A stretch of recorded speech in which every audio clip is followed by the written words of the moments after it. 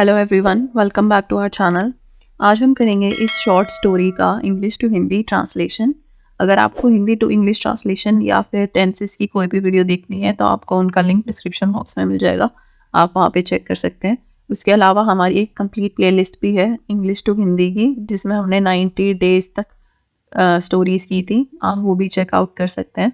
तो स्टार्ट करते हैं आज की स्टोरी। Cunning cobra. कनिंग होता है चालाक, और कोबरा आपको पता ही है, सांप की प्रजाति है कोबरा।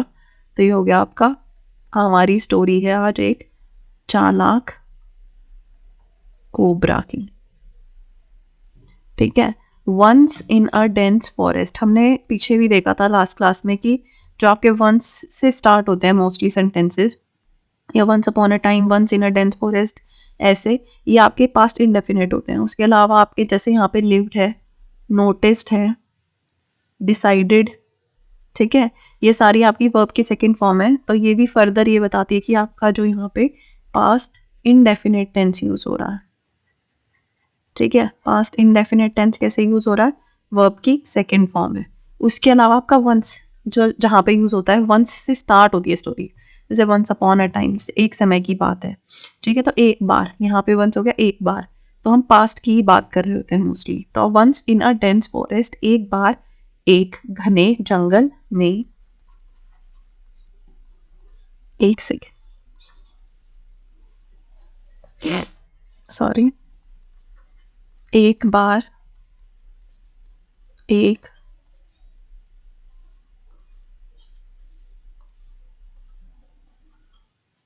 घने जंगल में अ कनिंग कोबरा लिव्ड। ठीक है, एक चालाक कोबरा रहता था। लिव्ड जो है आपका, लिव वर्ब की सेकंड फॉर्म है। लिव होता है रहना, लिव्ड हो गया रहता था। तो एक बार एक घने जंगल में एक चालाक कोबरा रहता था। ठीक है, कई जगह आपको ऐसे भी सेंटेंसेस मिलेंगे, जैसे हम सेम मीनिंग में मैं इस सेंटेंस को ऐसे लिख सकती थी कि once in a dense forest there lived a cunning cobra. ठीक है, सेम मीनिंग, बस लिखने का अलग तरीका, बिल्कुल सेम मीनिंग होता है उसका भी। There lived a cunning cobra. ठीक है, ही नोटिस्ड, नोटिस वर्ब की सेकेंड फॉर्म हो गया नोटिस्ड। ठीक है, उसने गौर किया, ठीक है, या उसने देखा। क्या देखा उसने, the animals living in fear, जानवरों को डर में जीते हुए। एंड डिसाइडेड, डिसाइड की सेकेंड फॉर्म हो गया डिसाइडेड, और उसने फैसला किया to exploit it for his benefit. ठीक है, अपना फायदा उसके मतलब इस चीज को एक्सप्लॉइट करने का, उस चीज का फायदा उठाने का, अपने हित के लिए, अपने बेनिफिट के लिए। ठीक है, तो आपका इसका सेंटेंस का मीनिंग होगा कि उसने देखा, ही नोटिस्ड, उसने देखा कि जानवर डर में जी रहे थे, कि जानवर डर में जी रहे थे, या आप लिख सकते थे डायरेक्ट कि उसने जानवरों को डर में जीते हुए देखा और अपने हित के लिए, अपने बेनिफिट के लिए उसको एक्सप्लॉइट करने का, फायदा उठाने का उसने सोचा, और अपने हित के लिए उसने इस बात का या इसका फायदा उठाना, एक्सप्लॉइट करना, इसका फायदा उठाने का सोचा। ठीक है, pretending to be a wise oracle, he claimed to predict the future and offered advice to the animals.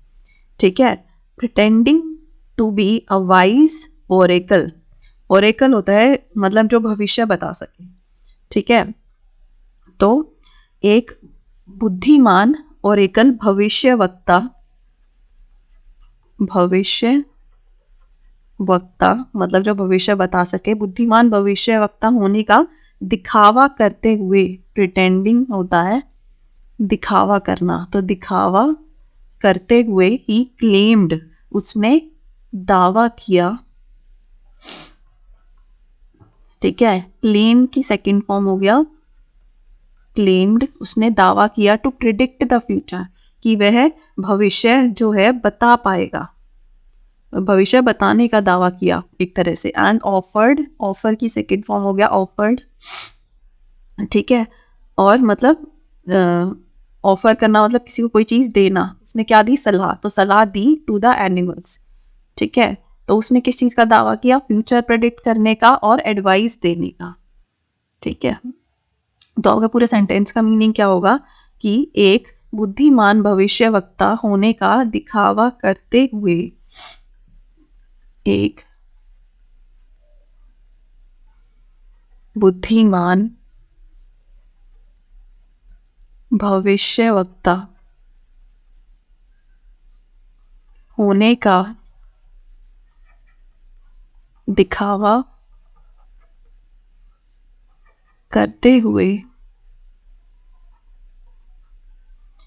उसने भविष्यवाणी करने और जानवरों को सलाह देने का, सॉरी, उसने भविष्यवाणी करने का दावा किया और जानवरों को सलाह दी। उसने भविष्यवाणी, प्रिडिक्ट द फ्यूचर एक तरह से भविष्यवाणी हो गया।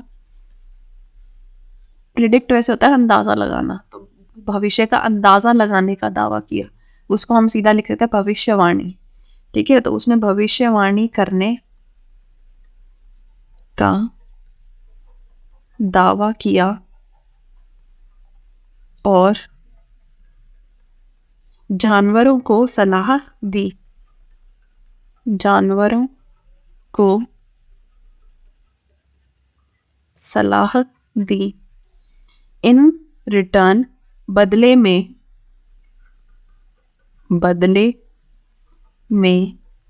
दे provided him with offerings of food and protection, ठीक है। दे प्रोवाइडेड हिम, उन्होंने उसे दिया, ठीक है, क्या, विद ऑफरिंग्स ऑफ फूड मतलब चढ़ावा, एक तरह से ऑफरिंग हो गया यहाँ पे, चढ़ावा किस चीज का, खाने का, और सुरक्षा दी उन्होंने, ठीक है। तो बदले में उन्होंने उसे भोजन और सुरक्षा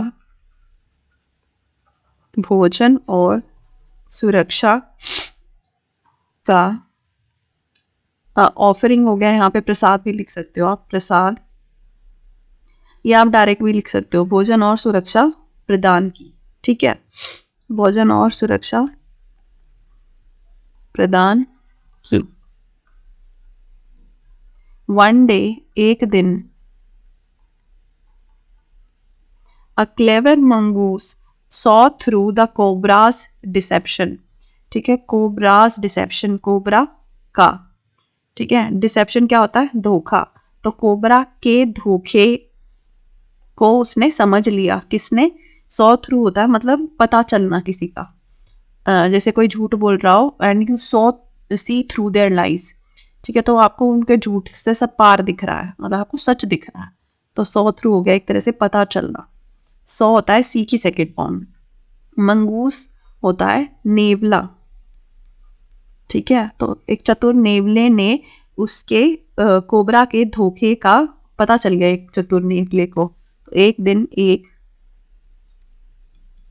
चतुर नेवले को, या एक चतुर नेवले ने कोबरा के धोखे को भांप लिया, आप ऐसे भी बोल सकते हो, एक चतुर नेवले ने कोबरा के धोखे को भांप लिया, ठीक है, सॉथ। अनमास्किंग द इम्पोस्टर, ठीक है, इम्पोस्टर होता है धोखेबाज, अनमास्किंग होता है पर्दाफाश करना या भांडाफोड़ करना, ठीक है, पर्दाफाश एक सेकंड, सॉरी, पर्दाफाश करना, या आप बोल सकते हो भांडाफोड़। धोखेबाज का भांडाफोड़ करते हुए द मंगूस एक्सपोज्ड। एक्सपोज की सेकंड फॉर्म हो गया एक्सपोज्ड, और इसका मतलब क्या होता है? पर्दाफाश। पर्दाफाश, ठीक है, एक तरह से अनमास्किंग की तरह ही है, ठीक है। Expose the cobras tricks, cobra की चालों, ठीक है, कोबरा की चाल का पर्दाफाश किया किसके आगे? टू द अदर एनिमल्स, और जानवरों के आगे, ठीक है। तो पूरा सेंटेंस क्या हुआ आपका कि नेवले ने धोखेबाज का पर्दाफाश या भांडाफोड़ करते हुए, धोखेबाज का भांडाफोड़ करते हुए, अनमास्किंग द इम्पोस्टर, कोबरा की चाल का पर्दाफाश सभी जानवरों के सामने कर दिया। कोबरा की चाल का पर्दाफाश सभी जानवरों के आगे कर दिया। फीलिंग बिट्रेड, बिट्रेड होता है मतलब धोखा मिला हो जिसे, या जिसे ठगा गया हो, ठीक है। तो ठगा हुआ महसूस करते हुए, ठगा हुआ महसूस करते हुए, the animals United against the cunning cobra, driving him away from the forest. सभी जानवर जो थे वो एकजुट हो गए। यूनाइटेड मतलब एकजुट होना, इसके विरुद्ध? कनिंग कोबरा के, चालाक कोबरा के विरुद्ध, ठीक है। Driving him away from the forest मतलब उसे जंगल से दूर भगा दिया। तो ठगा हुआ महसूस करते हुए जानवर चालाक कोबरा के खिलाफ, चालाक कोबरा के अगेंस्ट, के खिलाफ एकजुट हो गए, एकजुट हो गए और उसे जंगल से दूर भगा दिया। The true wisdom is not in deceit, ठीक है। तो मतलब ये हमें कहानी से जो सीख मिलती है वो है, ट्रू विजडम मतलब सच्चा ज्ञान डिसीट में नहीं है, छल में नहीं है, छल में नहीं है, बट लेकिन इन ऑनेस्ट एक्शंस ईमानदार कार्यों में है, ईमानदार कार्यों में है, एंड और दोज हु डिसीव जो धोखा देते हैं, ठीक है। डिसीट हो गया धोखा या छल, और डिसीव मतलब किसी को धोखा देना, और जो धोखा देते हैं वे अंततः, आर इवेंचुअली मतलब वे अंततः अनमास्क्ड हो जाते हैं या बेनकाब हो जाते हैं, या उनका अंततः पर्दाफाश हो जाता है, ठीक है। बेनकाब हो जाते हैं, ठीक है। तो डिसीट हो गया छल, और डिसीव हो गया धोखा देना। धोखा देना। और ये पूरा जो था आपका, ये आपका प्रेजेंट इंडेफिनिट टेंस में। ठीक है, यहाँ पे हमारी ये स्टोरी फिनिश होती है। नेक्स्ट क्लास में हम देखेंगे next topic. Thank you so much for watching, see you next time.